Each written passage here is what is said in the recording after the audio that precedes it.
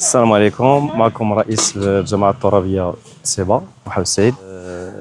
تنشكركم على هذه الاستضافة. أولا تنشكر السيد الوالي على المجهودات التي قدمها لهذه الجماعة.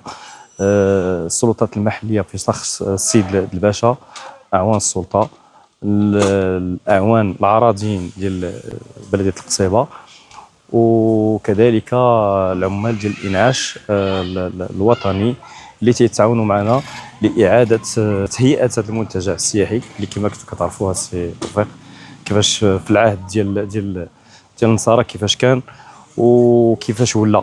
يعني صراحه ان هذا المنتجع هذا تكرفس واحد التكرفسه خايبه نتيجه في كاينه عوامل بشريه، وكذلك كاين واحد المجموعه تاع المشاكل اللي مرت بها القصيبه، راكم نتوما على علم بها.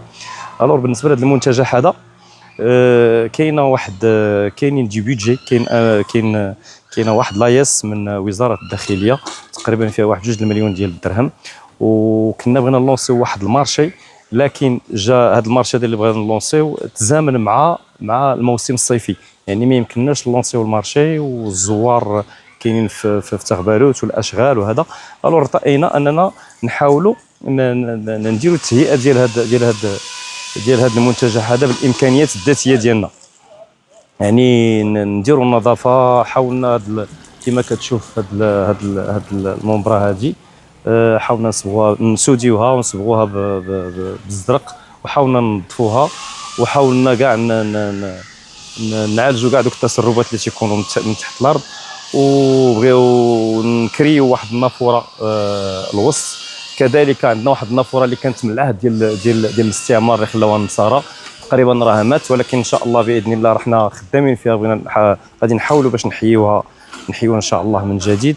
درنا واحد المجموعه ديال لي طابل، واحد المجموعه ديال الكراسه اون بوا، كما كنقول دائما هذا الشيء بالامكانيات الذاتيه ديال الجماعه. جندنا جميع العمال ديال النظافه للحفاظ على باش ينظفوا لنا هذا المرفق هذا.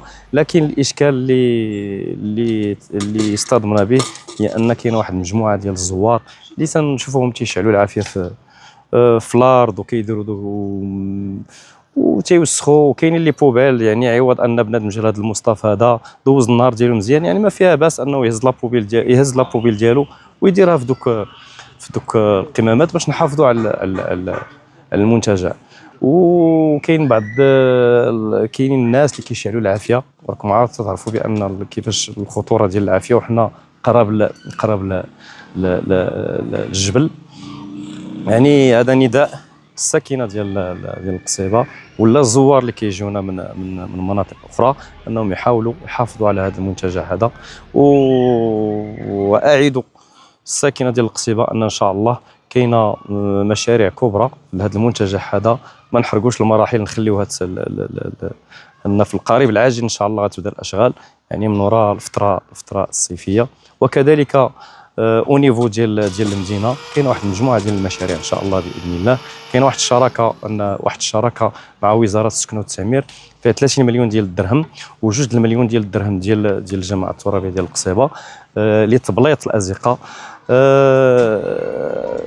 تقريبا لي مارشي غادي تلونساو في القريب العاجل ان شاء الله، واحد 15 جور ولا 20 جور غادي تلونسا هذا المارشي هذا منين دخلنا المجلس مشينا جرينا عليه، وتنشكروا من هذا المنبر ثاني مره اخرى السيد الوالي اللي وقف معنا، والسيد البرلماني ديال الجهه ديال المنطقه.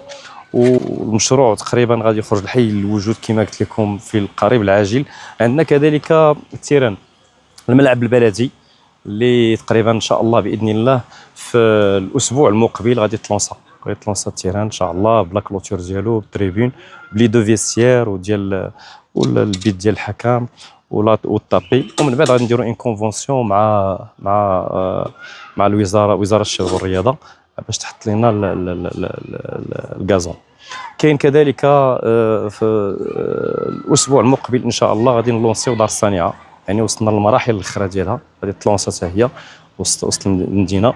كاين كذلك جوج الملاعب القرب حتى هما راه تلونصاو وتعطى فيهم لوردر دو سيرفيس، واحد قدام دار الثقافه والاخر كاين في المحرك، هذا بشراكه مع المجلس الاقليمي، وكنشكروه كذلك على هذه المساهمه ديالو.